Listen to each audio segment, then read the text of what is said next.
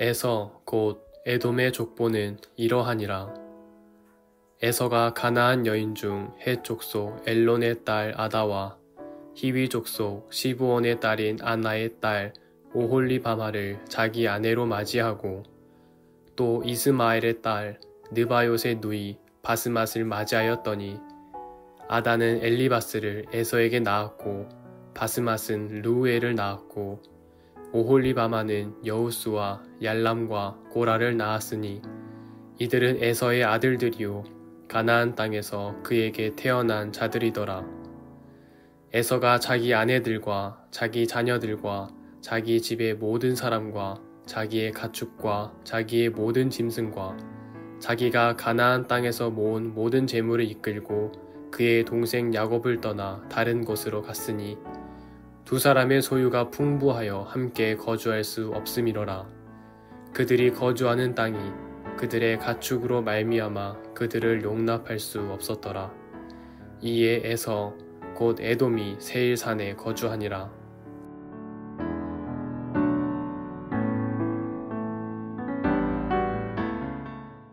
오늘은 창세기 36장 1절부터 8절까지 있는 말씀을 가지고 에서의 족보라는 제목으로 하나님의 말씀을 생각해 보도록 하겠습니다.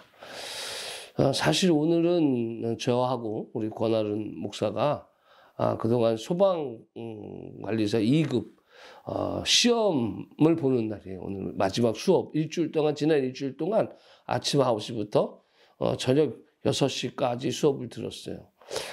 모처럼 만에 굉장히 힘들고 어려운, 정말 이렇게 공부를 해본 적이 언제였던가 생각할 정도로 긴 여정을 보냈는데 결과를 오늘 또 시험을 통해서 테스트를 받고 난 날입니다. 모르겠어요. 자격증을 오늘 받을 수 있을지 아니면 못 받을지. 그러나 문제는 자격증이 문제가 아니라 그 기간을 통해서 제가 많은 것을 배웠다라는 얘기예요. 몰랐던 것들을 많이 배웠습니다. 이제는 뭐 교회 안에 소방에 관한 것들은 제가 자격증이 있든 없든 이게 이렇구나, 저게 저렇구나, 이 호수가 이런 거구나 라는 것에 대해서 알게 됐어요. 인생은 이렇게 경험을 통해서 많이 배우게 되죠. 에서라는 사람이 있어요. 야곱에게는 이삭에게는 야곱과 에서 이 두 형제가 있었는데 에서가 형이었죠. 에서는 이제 3명의 아내를 둡니다. 그러니까 브리엘의 딸 유딧과 헷족속 엘론의 딸 바스맛 이렇게 해가지고 둘 다 헷족속의 여인이에요. 헷족속의 여인을 얻었는데 사실은 그 헷족속의 여인이 못했어요. 그러니까 아버지 보기에 좀 부족했다. 아버지를 기쁘시게 하지 못했다. 이렇게 성경은 나와 있는데 그래서 그런지 이 둘째들 야곱의 아내를 구할 때는 외삼촌 라반의 집으로 가서 그렇게 구해라라고 이야기를 하잖아요.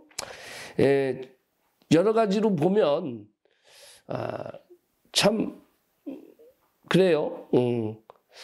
결국은 그래서 또 세 번째 에서가 이제 세 번째 부인을 또 얻게 되죠. 이럴 때는 이제 같은 족속 이스마엘의 딸인 마할랏을 아내로 삼게 됐다. 그래서 창세기 오늘 36장에는 이 세 여인에 대한 이야기, 족보에 대한 이야기가 나옵니다. 물론 이름이 유딧은 오홀리바로, 바스맛은 아달라로, 그다음에 마할랏은 바스맛으로 이름은 바뀌긴 했지만 결국은 그렇게 돼요. 그 셋이 결국 뭘 이룹니까? 에돔 족속을 이루어요. 에돔 족속, 세일이라는 곳에서 정착해서 에돔 족속을 이루는데 그 에돔 족속은 이스라엘을 굉장히 괴롭히는 족속이 되죠, 나중에. 아무튼 조금 더 일찍 좀 깨달았으면 하는 좀 아쉬움이 있습니다. 이삭이 자기 아내를 구할 때 어떻게 됩니까? 그 믿음 안에서, 울타리 안에서 구했던 것처럼 자기 아들 에서가 이방 여인을 데려왔을 때는 조금 그것을 반대했으면 어땠을까라는 생각을 좀 많이 해보는데 아무튼 그런 일들 속에서 나중에 교훈을 얻게 되는 거죠. 제가 아는 한 분이 계세요. 그분인데 그분은 자기 딸이 있는데 딸의 신랑감을 구할 때 다른 조건을 하나도 안 세우고 그냥 3대째 믿는 집안이면 된다는 거예요. 자기 딸에게 뭐 남편 신랑감에 대해서 이렇게 여러 가지 조건들을 안 세우고 3대째 믿는 사람이면 된다라고만 항상 이야기를 하셨어요. 그러다가 어느 날 그 딸이 신랑감을 데려왔는데 3대째 목사님인 거예요. 목회를 하는. 그래서 보지도 않고 승낙을 했다. 그랬더니 어떻게 됩니까? 그 신랑 안에서 아주 믿음 생활을 잘하는 딸의 모습. 딸이 보면은 얘가 시집을 가면 또 교회 생활 안 하면 어떡할까? 얘가 시집 간 다음에 신앙생활 안 하면 어떡할까?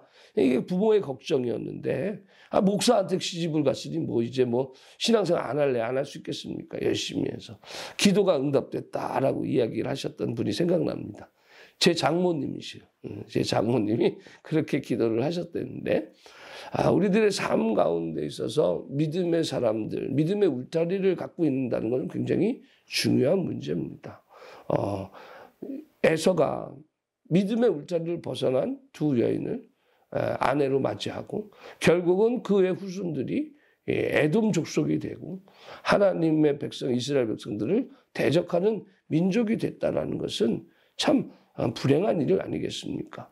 오늘날 우리들의 삶 가운데 믿음 안에서 울타리 안에서 함께 이렇게 가정을 이루는 거, 이런 것이 얼마나 복인지 몰라요. 혹시 여러분들 자녀들 중에 아직 결혼하지 않은 자녀들이 있다면, 아직 어린 자녀들이 있다면 지금부터 이렇게 얘기를 해줍니다. 다른 거는 뭐 중요한 건 아니다. 믿음 안에서 자란 사람하고 결혼했으면 좋겠다.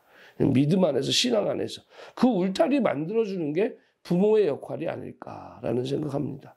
많은 사람들이 결혼하고 나서 신앙생활 하면 되죠 라고 얘기하지만 실질적으로 제가 볼 때 많은 가정들이 믿지 않는 사람과 결혼했을 때 혼자서 신앙생활 하는 사람들을 많이 봤고요. 혼자서 신앙생활 하는 것도 힘들어하고 결국은 본인 스스로의 신앙도 버리는 경우들 참 많이 봤습니다.